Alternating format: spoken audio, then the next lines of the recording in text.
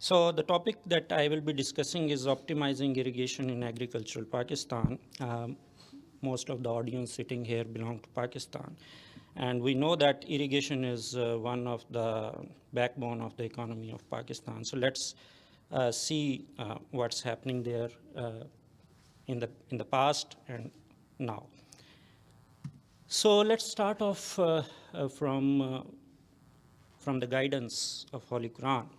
In the Holy Quran, Allah Ta'ala says that it is not righteousness that you turn your faces to the east or the west, but truly righteous is he who believes in Allah and the last day and the angels and the book and the prophets.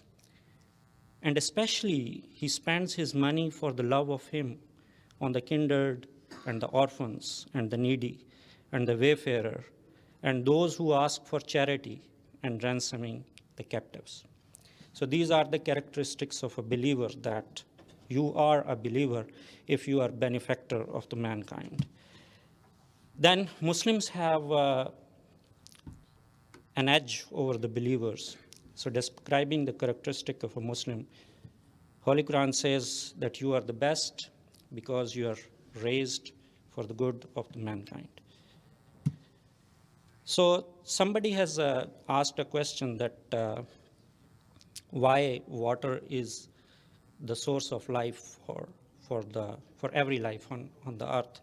In the Holy Quran, Allah Ta'ala says that do not the disbelievers sees that the heavens and the earth were a closed up mass, then we opened them out and we made from water every living thing.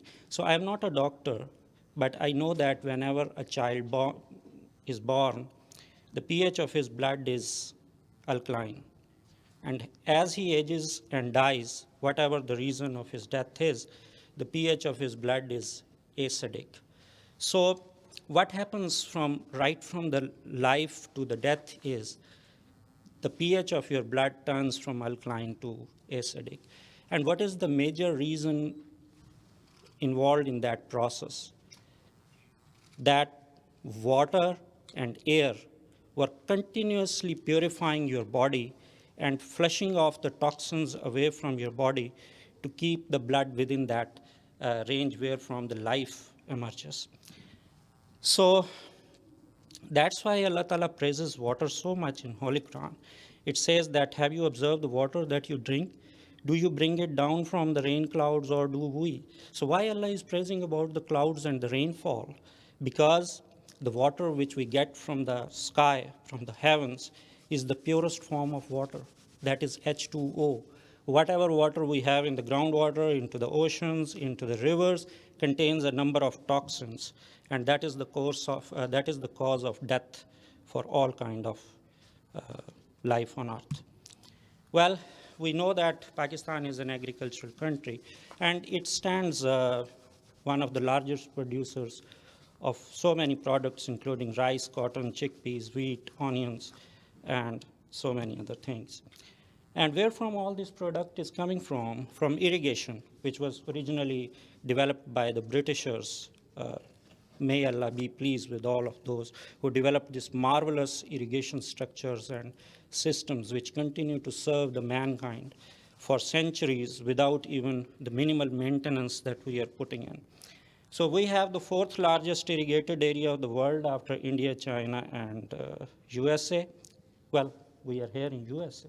USA is so big in geographical area, but Pakistan is slightly below the USA in terms of irrigated area. So that's the marvelousness of that structures and system which was developed by Britishers.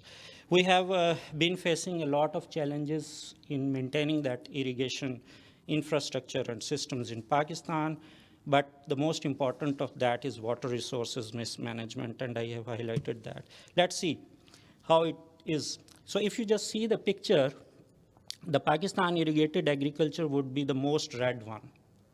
So why it is so? Because it is consuming highest amount of water to produce a kilogram of a grain. Whereas in Canada, we are producing 8.72 kilogram of cereals by using a cubic meter of water, but in Pakistan, it is merely 0.13 kilograms per cubic meter. So being the part of PCRWR, we we implemented a project to rationalize this irrigation. And the idea was that we will join hands with University of Washington to combine the satellite data as well as the data which we have in PCR-WR to give real-time irrigation requirement information to the farmers so that they can irrigate accordingly. So in this approach, we just use the very simplistic approach, which is a multiplication of a factor Kc and Et naught. Et naught is the maximum amount of evapotranspiration which takes place from the land surface to the atmosphere in a single day. So this is a lysimeter. You know this very complex structure and mechanism wherefrom we just grow crops in a very controlled manner, and we just keep count of each and every drop of water which is getting into the soil, used by the crops, and is draining out of the root zone. And then we just add them up to determine that how much water is actually required or used by the crop. So from University of Washington, we do use this very much famous equation. So most of the parameters which are used in this equation are measured on daily basis by NASA, and that is released free of cost for the whole world every day. And what the University of Washington did for us is that it just fetches all those parameters from that NASA website and just plugs them into this equation and ultimately gives out a number for a particular crop. So after doing all these calculations, we just convert that information into a simple Urdu message, and then we just send them to the farmers. And we were just using Telenor services for sending messages to 100,000 farmers in Pakistan as a start off. So it is, alhamdulillah, making impact at the grassroots level. I will quote one or two examples, because a respondent, which is a beneficiary of this service, Haji Nazir Ahmad from Sargodha, says that I had grown wheat on 10 acres of land, and I received these PCR-WR messages. And one message did show that a 0.5 inch of rainfall is expected in the upcoming week. So keeping in view the expected rainfall and the last week water consumption, I skipped my last irrigation for wheat and used that for another crop. The rainfall forecast proved right, which not only saved me an irrigation, but protected my wheat from lodging, while all the crops of my nearby farmers destroyed. Similarly, Muhammad Ashraf says that I had grown wheat on 12 acres of land this season, and I received these messages from PCR-WR. Keeping in view the water consumption data and the rainfall forecast, I optimized my irrigation and just applied 3 irrigations, while my nearby farmers applied 6 to 7 irrigations. So when I harvested my crop, I got 48 mands per acre, which is 1 mand is equal to 40 kilogram, whereas my nearby farmers achieved 42 mands per acre. So by only applying 3 irrigations, he got a better yield, whereas the nearby farmers applied doubled irrigation and still got the lesser yield. This is the optimal irrigation. And these success stories have been published worldwide by the grace of God. 250 million cubic meter of water is being saved in a year. And American Geophysical Union, Voice of America, NASA, and University of Washington all have published these success stories on their websites and articles and journals. Thank you very much.